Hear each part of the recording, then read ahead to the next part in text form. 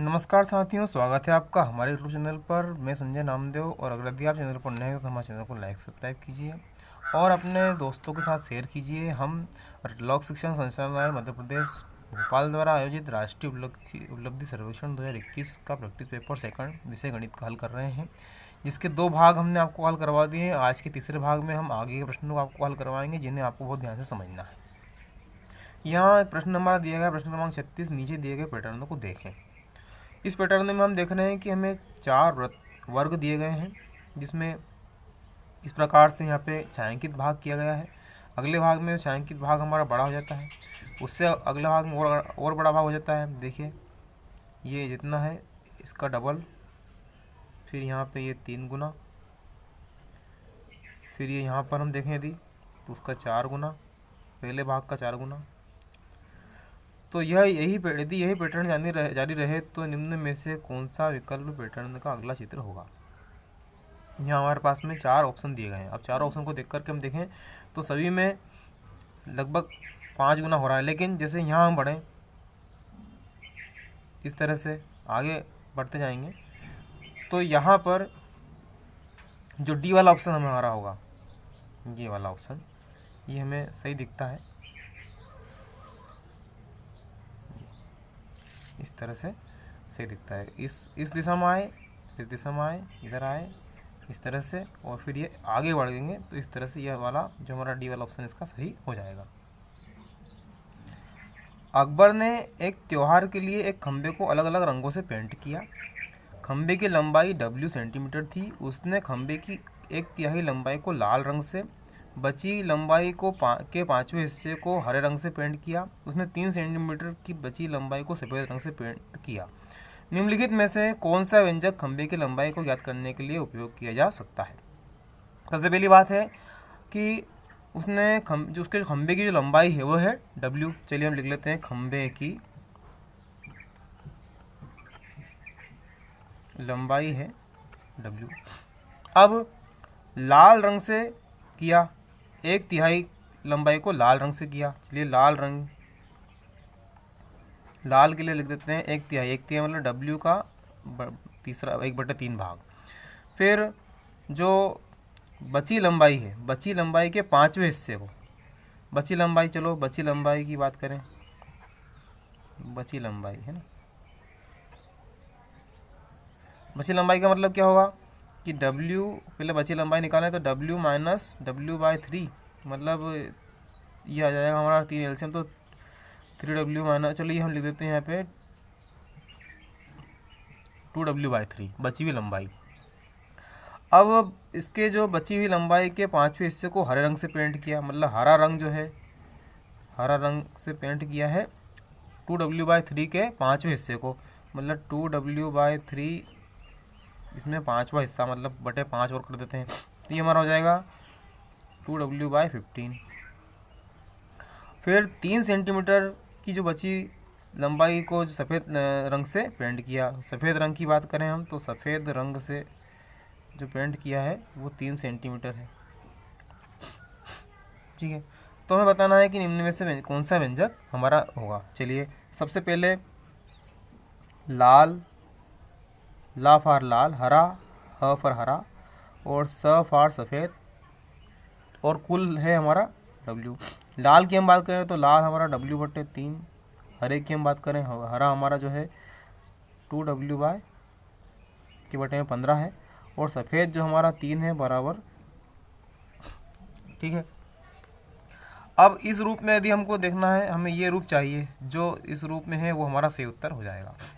तो यहाँ हम देखें तो 3 जो है इसको यहीं रखें हम, और w को, ये जो दोनों पद है w वाले, इनको उधर ले जाए उठा करके, तो ये माइनस का w/3 माइनस का 2w/15, ये हमारा सही उत्तर हो जाएगा। अब इस रूप में हम देखें तो बराबर में 3 सभी के है, लेकिन जो ये वाला है डी वाला, w माइनस w/3 और 2w/15 बराबर 3, मतलब ये हमारा डी वाला ऑप्शन इसका हमारा सही हो जाता है। अगला प्रश्न है, एक परिवार में श्री मेहरा और श्रीमती मेहरा से 3 वर्ष बड़े हैं। मेहरा जी श्रीमती मेहरा से 3 वर्ष बड़े हैं। उनका एक पुत्र और एक पुत्री है।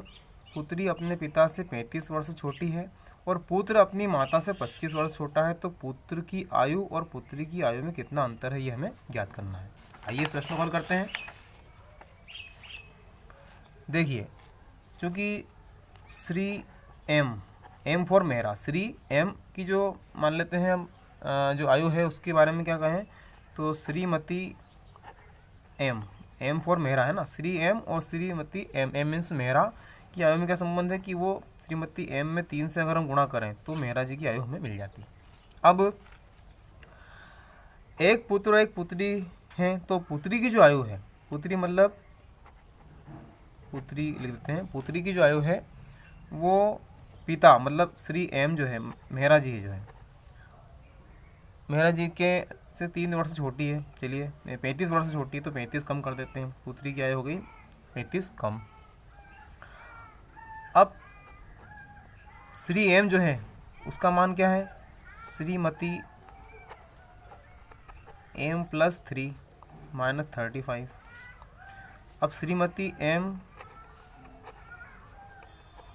इसमें 35 में से 3 कम कर दें तो हमारा हो जाएगा 32। पुत्री की जो आयु है वो श्रीमती एम के साथ में हो गई 32, इसको नंबर 1 नाम दे देते हैं। आगे कहता है पुत्र अपनी माता से 35 वर्ष, तो पुत्र की जो आयु है वो निकालें यदि, तो वो श्रीमती एम से 25 वर्ष छोटा है, नंबर 2 है। तो पुत्र, ये पुत्र है ना, पुत्र और ये पुत्री, पुत्र और पुत्री की आयु मिल गई हमको। अब यदि हम यहाँ देखें तो इनकी दोनों की आयु का अंतर ज्ञात करना है, तो अंतर ज्ञात करेंगे तो यहाँ माइनस के 32 और यहाँ माइनस के 27, दोनों का अंतर किया जाएगा 7 वर्ष का। 25 में 7 जोड़ो तो 32, मतलब 7 वर्ष का उनका जो अंतर है वो 7 वर्ष का है। इस प्रकार हमारा जो ऑप्शन बी वाला है ये सही हो जाएगा। अगला प्रश्न त्रिकोणमिति से संबंधित है। साइन थीटा बराबर √3/2 हो तो कोसेक स्क्वायर थीटा का मान क्या होगा। कोसेक स्क्वायर थीटा बराबर हम जानते हैं कि 1/sin² होता है। अब यहाँ साइन का मान दिया √3/2, तो 1 के बटे में √3 का वर्ग 3 वर्ग है साइन का, और 2 का वर्ग 2, 2 का वर्ग 4 हो जाएगा, तो 3/4 उलट जाएगा, तो ये जाएगा हमारा 4/3। 4/3 हमारा है ए वाला। किसी समचतुर्भुज के विकर्णों की लंबाई 8 और 6 सेंटीमीटर है तो समचतुर्भुज की भुजा होगी। ठीक है, यहाँ मैं समचतुर्भुज बनाता हूँ।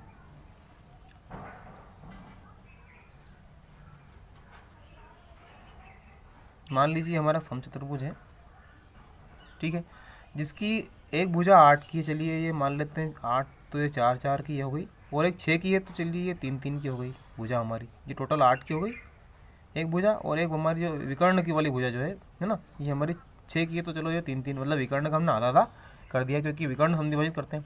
अब आप देखिए यहाँ पर जो कोण बनेगा वो 90 डिग्री का बनेगा, और ये जो हमारा भुजा है जो इस स्थिति में क्या है, ये इतना त्रिभुज बन गया, समकोण त्रिभुज। और पाइथागोरस प्रमेय से 4 का वर्ग 16, 3 का वर्ग 9, तो ये मिलेगा हमें 25, और 25 में से 5 आ जाएगा बाहर निकल के, तो जो हमारा डी वाला ऑप्शन है इसका ये सही हो जाएगा। 2 पासों की एक अकेली उछाल में दोनों पासों पर प्राप्त संख्याओं का योग 11 प्राप्त करने की प्रायिकता ज्ञात कीजिए। देखिए यहाँ कुल परिणाम 36, 6 × 6 2 पासे, एक पासे में कुल 6 और दूसरे में 6, तो 6 × 6 36 परिणाम हो गया हमारा। अब योग 11 आने के परिणाम वो हमारे क्या हो जाएंगे, वो हो जाएंगे हमारे योग कब 11 आएगा, पहले पासे पे 5, दूसरे पे 6, पहले पे 6 और दूसरे पे 5, यही केवल 2 ऐसी परिस्थिति है।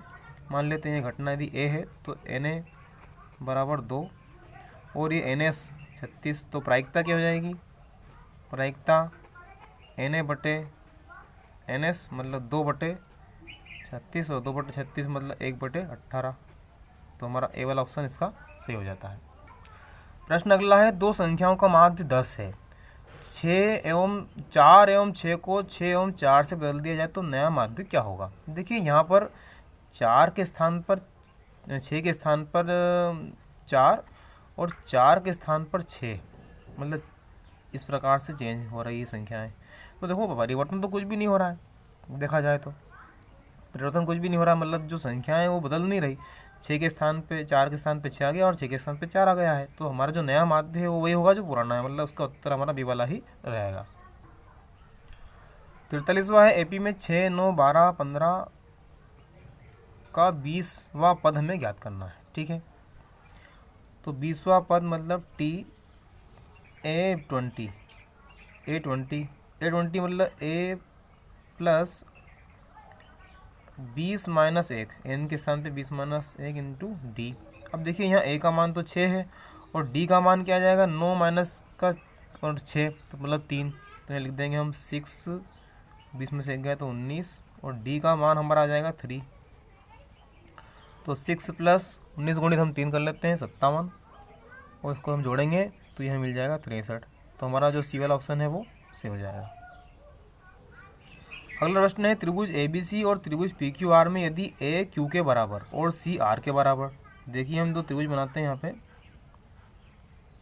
ABC और ये PQR। A Q के बराबर, A जो है वो Q के बराबर है, एक लाइन यहाँ खींच रहा हूँ मैं, मतलब एक लाइन का मतलब A Q के बराबर, और C जो है C डबल लाइन कर देता हूँ R के बराबर है, C R के बराबर है, R के बराबर। तो A B C और फिर ये इस प्रकार से अगर देखें तो ABC और Q से अगर स्टार्ट करें तो Q P R और ये फिर R से, मतलब ये क्रम रहेगा, मतलब ABC और QP R ये क्रम रहेगा हमारा। और ये हमारा आंसर कहाँ आता है, तो हमारा बी वाला आंसर आता है। इस प्रकार ये हमारा उत्तर सही होगा। अगला प्रश्न है, त्रिभुज ABC और त्रिभुज PQR समरूप हैं और इनके जो क्षेत्रफलों का अनुपात 25/16 है और BC बराबर 15 है, तो QR का मान ज्ञात कीजिए। आइए सवाल को हल करते हैं हम यहाँ पे। क्योंकि यदि त्रिभुज ABC और PQR समरूप हैं तो इनका जो एरिया है त्रिभुज ABC बटे एरिया त्रिभुज PQR के लिए हमने प्रमेय पढ़ी है, प्रमेय है कि जो संगत भुजाएं हैं जैसे BC, यहाँ BC दिया हुआ है तो BC का वर्ग और इधर QR है तो QR का वर्ग, संगत भुजाओं के वर्गों के अनुपात, क्षेत्रफल जो है संगत भुजाओं के वर्गों के अनुपात के बराबर होता है। अब क्षेत्रफल हमें दिया है 25/16, BC का मान हमें दिया है 15, तो 15 का वर्ग और QR हमारा ऐसा ही वर्ग के साथ।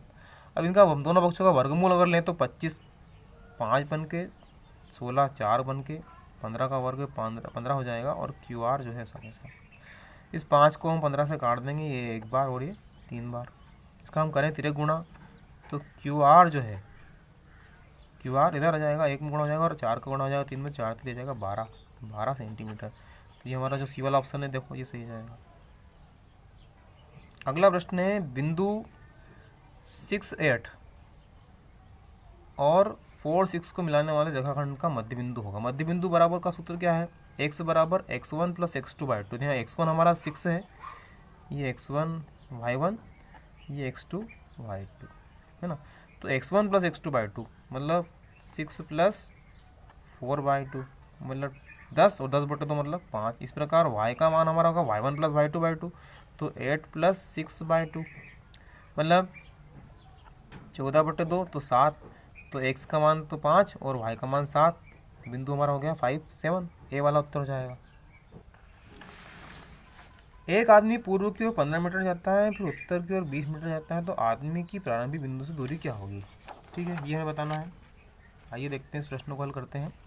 सबसे पहले हमें ये पता होना चाहिए कि ये उधर उत्तर, दक्षिण, ये पूर्व और ये पश्चिम होता है। ठीक है, अब प्रश्न हमसे कहता है कि आदमी 15 मीटर पूर्व की ओर जाता है। चलिए यहाँ यदि आदमी था तो पूर्व की ओर गया 15 मीटर चल के, यहाँ पूर्व की ओर इधर आ गया, फिर वहाँ से उत्तर की ओर जाता है, मतलब ऊपर की ओर जाता है 20 मीटर चल के यहाँ आ गया, तो ये 90 डिग्री का कोण बन जाएगा। और यहाँ से जो दूरी है ये हमें ज्ञात करना है। आदमी ए पे था, बी पे आया, सी पे पहुँच गया और ए सी हमें ज्ञात करना है। तो वही पाइथागोरस प्रमेय से हम देखें, 15 का वर्ग 225, 200 का वर्ग 400, इस प्रकार से ये हमारा कुल मिलाकर के हो जाएगा 625, और 625 में से 25 बन के बाहर आ जाएगा, तो हमारा जो प्रारंभिक बिंदु से जो दूरी आ जाएगी हो जाएगी 25 मीटर। अगला है, किसी वृत्त के बाह्य बिंदु से खींची गई स्पर्श रेखाएं परस्पर होती है। तो ये तो हमारा प्रमेय का कथन है कि बाह्य बिंदु से खींची गई स्पर्श रेखाएं परस्पर समान बराबर होती है, तो इसका उत्तर सी वाला ही होगा। प्रमेय के कथन के अनुसार हम बता सकते हैं। ठीक है, किसी वृत्त के बाह्य बिंदु से ये हो गया। इसके बाद किसी त्रिभुज की तीनों माध्यिकाओं का संगामी होता है। तो देखिए यहाँ पे परिभाषा इस टाइप से याद रखी जा सकती है कि माध्यिका का संगामी केंद्रक, शीर्षलंब का संगामी लांबिक केंद्रक, लंब केंद्रक, लंब संधिभाजक, परिकेंद्रक, और कोण संधिभाजक जो होता है वो अंतः केंद्रक कहलाता है। तो यह माध्यिकाओं का जो क्या हो जाएगा, तो हो जाएगा केंद्रक, मतलब ए वाला पॉइंट हमारा सही हो जाएगा। अगला प्रश्न है, एक शंकु की तिर्यक ऊंचाई 13 और त्रिज्या 5, तो ऊंचाई ज्ञात करना। देखो तिर्यक ऊंचाई L होती है, त्रिज्या R होती है और ऊंचाई होती है H। और हमारे शंकु के जो फार्मूले में एक हमें सूत्र दिया जाता है कि L स्क्वायर जो है वो बराबर होता है R square plus H square के। ठीक है, यहाँ L स्क्वायर, L का मान हमें दिया हुआ है 13। चलिए यहाँ लिख देता हूँ मैं, 13 का वर्ग करेंगे तो 169। R हमें दिया है 5, 5 का वर्ग करेंगे तो ये 25 प्लस H स्क्वायर। अब हमें H स्क्वायर का मान ज्ञात करना है, तो H स्क्वायर बराबर क्या हो जाएगा हमारा, H स्क्वायर बराबर हमारा हो जाएगा 169 माइनस के 25, 25 कम करेंगे 144। H स्क्वायर का मान है तो H बराबर हमें मिल जाएगा 12। तो इस प्रकार हमारा सी वाला ऑप्शन सी हो जाता है। अगला हमारा प्रश्न है, निम्नलिखित में से कौन सी एक अपरिमेय संख्या। देखिए अपरिमेय संख्या की जो परिभाषा हम जानते हैं उसके बारे में क्या जानते हैं, ये जानते हैं कि अनावसानी, अनावर्ती या शांत अशांत, इस प्रकार से हम आवर्ती, ये तो हमारी अपरिमेय की और ये परिमेय की। तो यहाँ पर क्या है, ये जो डी वाला है अनावसानी अनावर्ती हमको दिख रहा है ना, इस प्रकार से जैसे तो इसका ऑप्शन डी वाला सही हो जाएगा। अगला जो हमारा है, a plus b plus c बराबर 0 हो तो a cube plus B cube plus C cube का मान ज्ञात कीजिए। जैसे देखिए इससे संबंधित एक सूत्र है हमारे पास, a cube plus B cube plus C cube minus 3abc equal to a plus b plus c, और कोष्टक में a square plus b square plus c square minus a b minus b c minus c a, ये हमारा formula है। अब इस फार्मूले में हमें जो है प्रश्न क्या कहता है कि a प्लस बी प्लस सी का मान हम अगर 0 रख दें तो ये पूरा जो हमारा RHS ये पूरा क्या हो जाएगा, 0 हो जाएगा। ठीक है, मतलब a cube plus B cube plus C cube minus 3abc बराबर 0। और अगले स्टेप में ये 3abc उठ करके अगर RHS में आ जाता है तो a cube B cube C cube का मान हमें क्या मिल जाएगा, वो मिल जाएगा 3abc, और इसका उत्तर हमारा सी वाला सही हो जाएगा। अगला प्रश्न है, एक अक्ष से बिंदु P 4, 5 की लांबिक दूरी होगी। ठीक है, अब हम लांबिक दूरी की बात करें तो पहले हम निर्देशांक ज्यामिति में जाएं। अगर एक हम यहाँ पे निर्देशांक एक अक्ष है हमारी, ये y अक्ष होगी। ठीक है, 4, 5 मतलब दोनों के मान धनात्मक है, मतलब वो पहले चतुर्थांश में मान लेते हैं कि वो बिंदु 4, 5 यहाँ पर इस तरह से है कि ये, ठीक है, ये यहाँ पर ये जो दूरी हमारी यहाँ से यहाँ तक की दूरी एक्स अक्ष की वो 4 है, और ये जो वाई अक्ष की दूरी है 5, मतलब ये 4 और ये 5।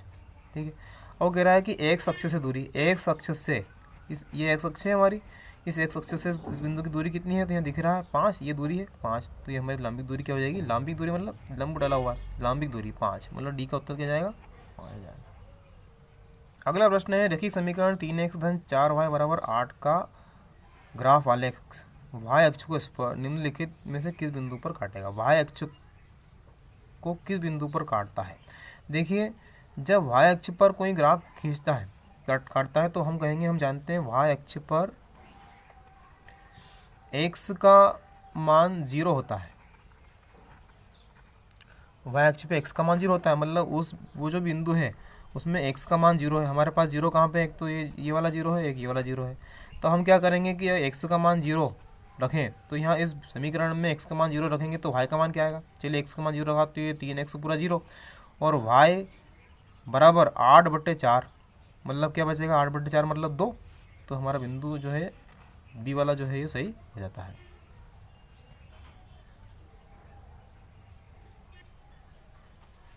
AP 14, 10, 6, 2 के प्रथम 12 पदों का योग ज्ञात कीजिए।